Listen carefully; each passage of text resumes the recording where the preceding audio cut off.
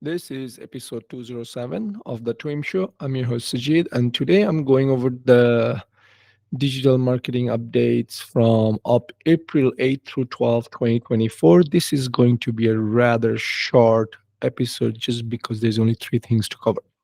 With that, let's go to the first one. The first one is basically not an update, but at the same time, an update is basically a user, David, actually raised a question on LinkedIn, and to that, Gary Illyes from Google has responded. So obviously, it's worth bringing it to this episode. Is that David was asking, there is a misconception that when there is a Google core algorithm update happening, does that affect indexing service such as canonicalization, right? Canonical links were kind of covered last week. So when he was asking about that, suggest, and what David was saying was that, look, during core algorithm updates or possibly during any major updates, services such as canonicalization might be slowed down or might be affected. Right. And what is canonicalization? It's basically involves selecting the most representative URL for content that exists in multiple URLs and merging all signals from known duplicate URLs. Like, again, just to recap, last week I said, you should literally put on your web page which is the original version of the document. Now obviously I also kind of floated the idea that maybe you could actually claim your competitor's article if they haven't used the canonical tag. Okay. Uh, the the the underlying concern for this was whether crucial indexing services suffer in performance during extensive updates.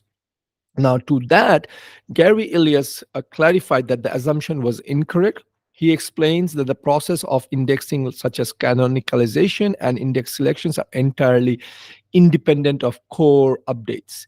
Gary used a recipe analogy to compare his point, saying, he compared core updates to adjusting the ingredients in a recipe, which can significantly alter the dish's outcome.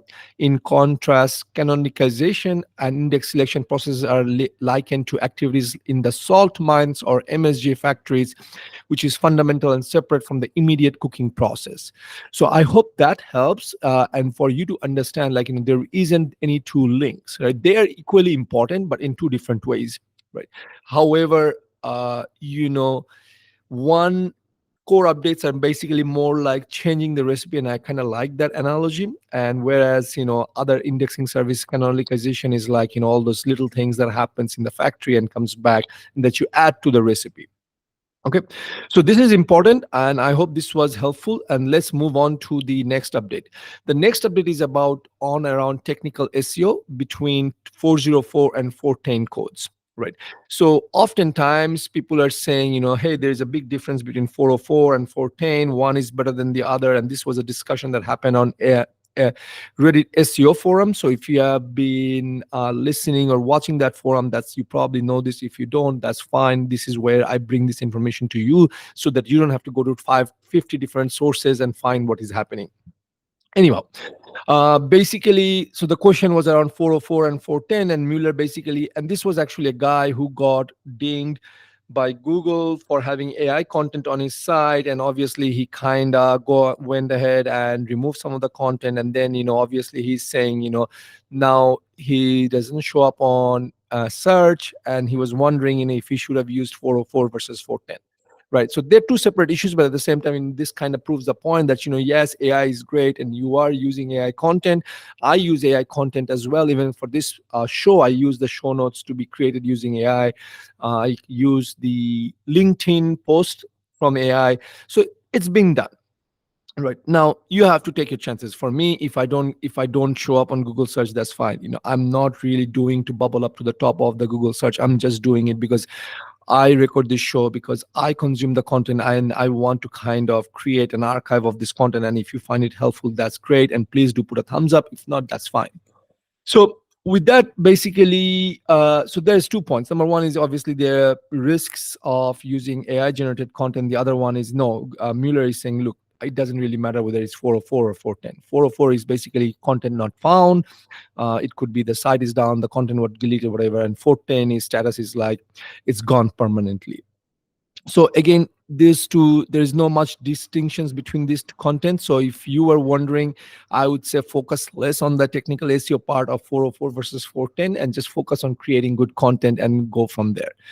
And now on to the third and the last update of this week. Again, this is not really directly a news, but it seems like there are reports that there are some glitches in the Meta ad platform. Obviously this is for this week and the week is already ended, but you never know, it might come up again. And this was something that came up from Bloomberg, where they're saying people have been getting dinged by Meta ads glitches, cost has gone up, blah blah blah.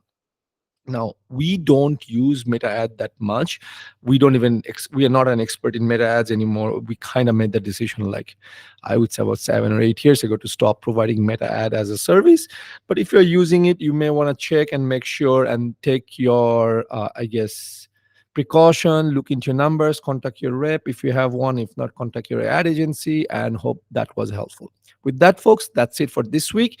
This is your host, Sujit, signing off until next week. Take care. Bye bye.